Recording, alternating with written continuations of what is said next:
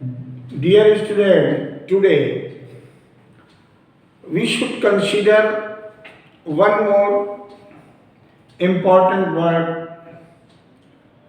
which belongs to different parts of speech. Round. ROUND. अब round शब्द को अलग अलग तरीके से देखिए। पहले नाउन में बता रहे हैं, नाउन के रूप में क्यों होगा नाउन के रूप में, वो उदाहरण से समझें आप लोग। उदाहरण लिखें कि मान लीजिए आई हैव, पहले आप इसका उदाहरण लिख लें नाउन के रूप में। I have made 4 round, या I have made a round। ऐसे देखें तो ज्यादा सही। I have made a round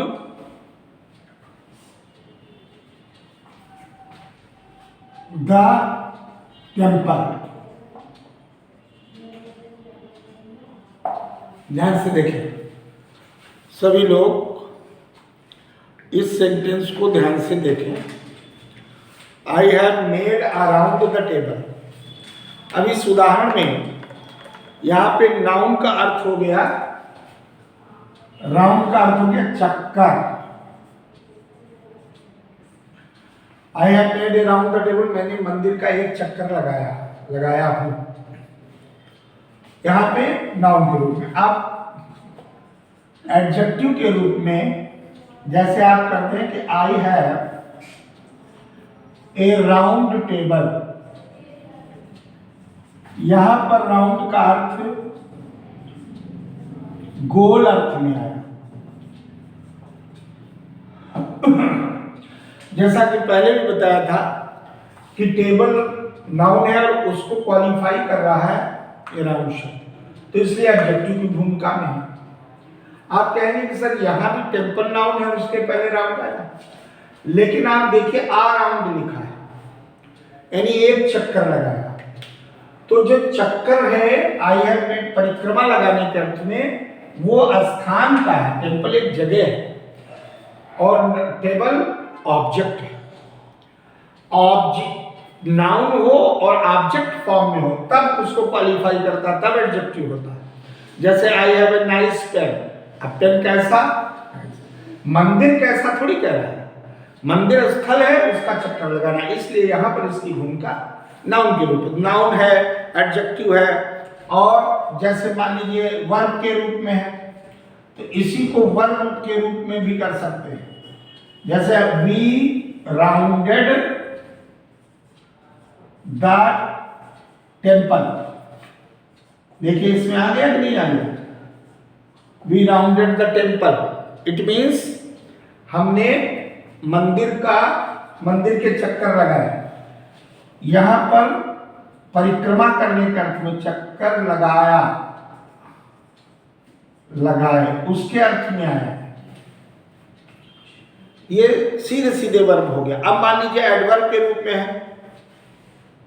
adverb के रूप में आई टर्न राउंड। अब देखिए इसमें वर्ब के बाद आ रहा आई टर्न राउंड, और कुछ भी कर दिया।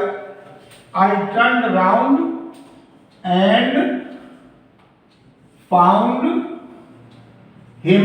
मान लीजिए मैं ऐसे राउंड घूमा। अब यहां पर राउंड का अर्थ हो जाएगा चारों ओर। ध्यान दीजिए हिंदी में एडवर्ब की भूमिका में चारों ओर। यहां चक्कर लगाया, यहां गोल, यहां केवल चक्कर। तो I turn around and found him, मैंने चारों ओर चक्कर लगाया और उससे मिल गया, इसे घूमा मिल गया। तो ये भाव आया। अब मान लीजिए प्रीपोजिशन की बात आती। प्रीपोजिशन में भी आप कई बार कर चुके हैं। जैसे प्रेप में the earth moves round the sun। ये वाक्य बहुत प्रचलित है। यहां पर प्रीपोजिशन की मतलब यहां पर भी इसका अर्थ चारों ओर ही आता है।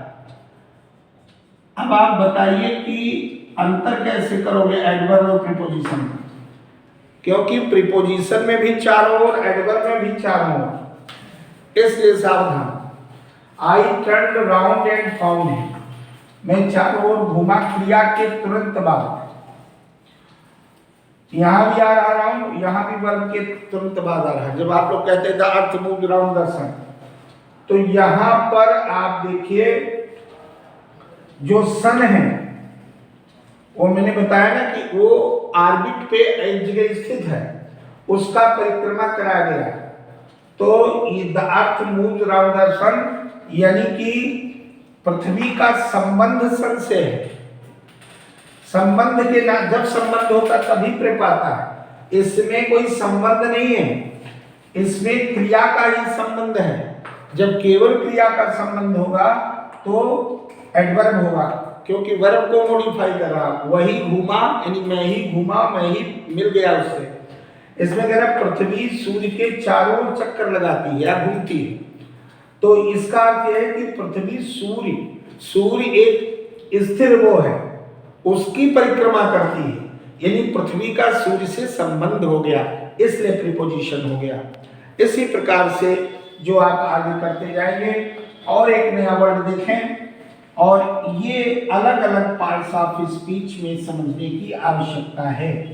अब जैसे एक आपने, तो ये जो वर्ड्स चल रहा है इस प्रकार के अभ्यास प्रक्रिया, ये the words belong to different parts of speech, the same word same. जैसे एक आपने ले लिया, मान लीजिए इसकी एक नया शब्द ले लीजिए, एक है राइट, RIGHT। अब राइट का एडजेक्टिव तो जानते हो, राइट माने ठीक है। राइट को नाउन के रूप में पहले देखो, जब राइट नाउन के रूप में होगा तो उसका अर्थ हो जाएगा अधिकार। और देखिए कैसे, एग्जाम्पल नोट करिए आप लोग। जैसे हमने कहा you have no right, you have no right to do it.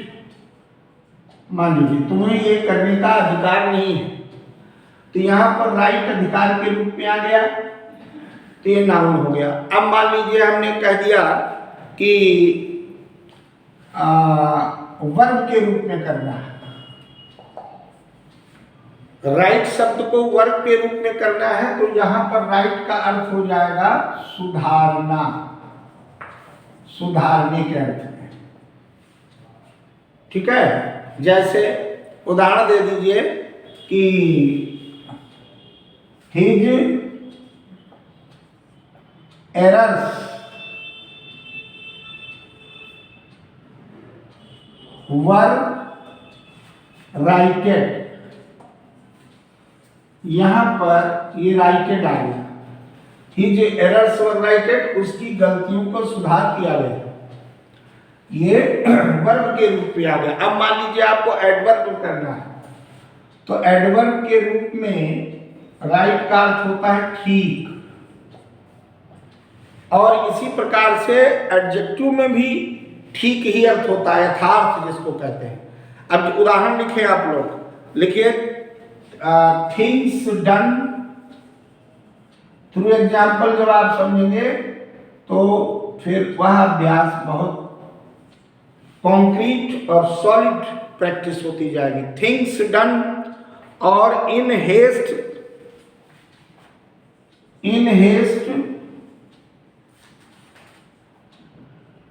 Are never right. अब इस वाक्य में देखिए ये राइट,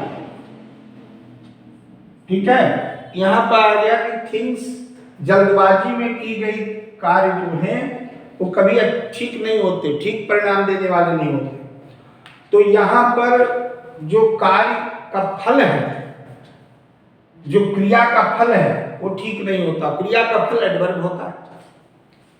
जैसे वो दौड़ता है, तेज दौड़ता है, तो उसका क्रिया, उसकी क्रिया कैसी, तो उसने कहा अच्छा दूसरी चीज नेवर भी एडवर्ब है और यह भी एडवर्ब की भूमिका में आ गया। एडजेक्टिव की भूमिका में आएगा तो बहुत प्रयोग करते हैं, जैसे यू शुड, इसका भी अर्थ होगा ठीक या यथार्थ, यथार्थ, रियल, रियल होना चाहिए। यू शुड ऑलवेज, तुम्हें हमेशा, कुछ भी, do the work, you should always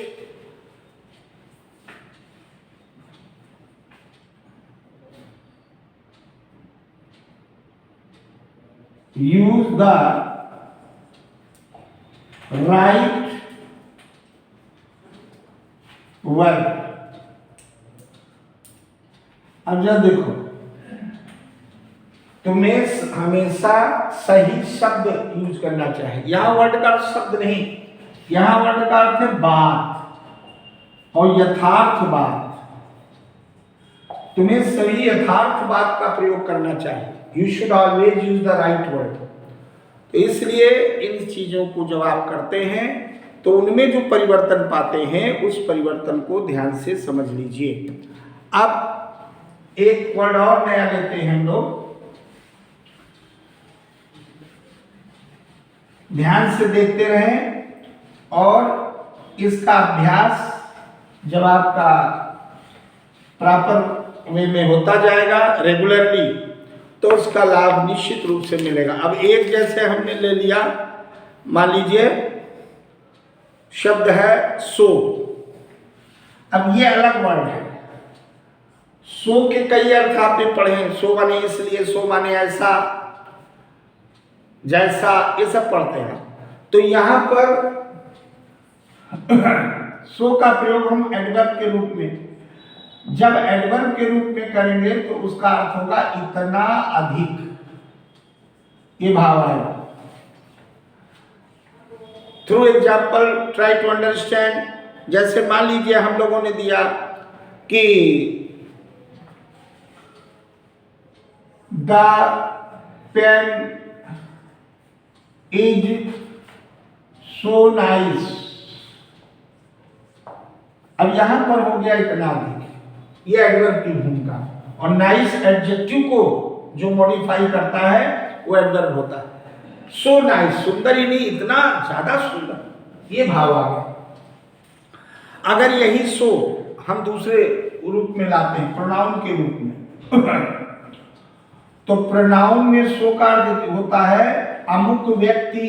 ये ध्यान से देखिए, अमुक व्यक्ति, कोई किसी को नाम बिना लिए हमने कहा सो, अमुक व्यक्ति अर्थ होता है। उदाहरण के थ्रू देखें आप, जैसे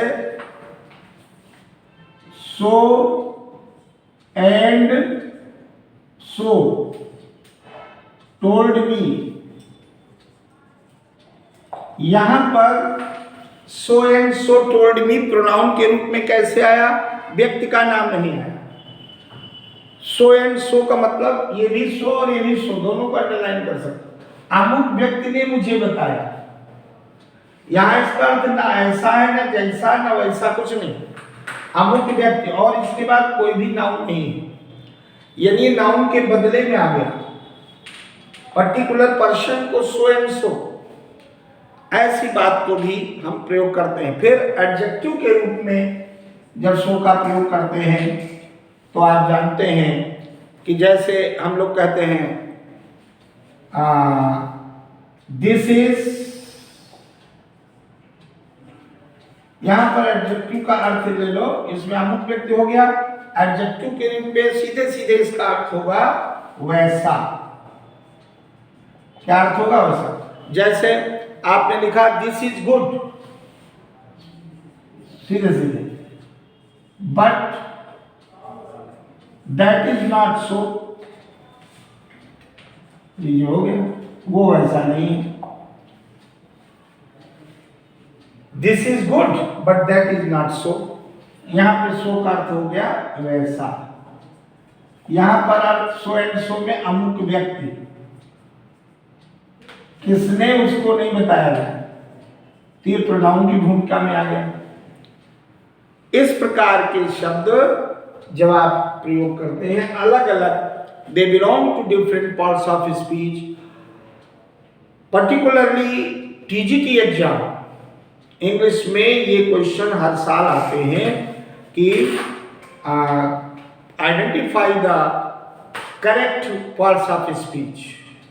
the same word will be used in different ways and student will have to give the correct answer. So it is depend, as you know, it depends on your hard labor and practice. Many words will be made practiced by this way, and by this way you will be capable of doing this type of questions accurately and perfectly. Thank you very much.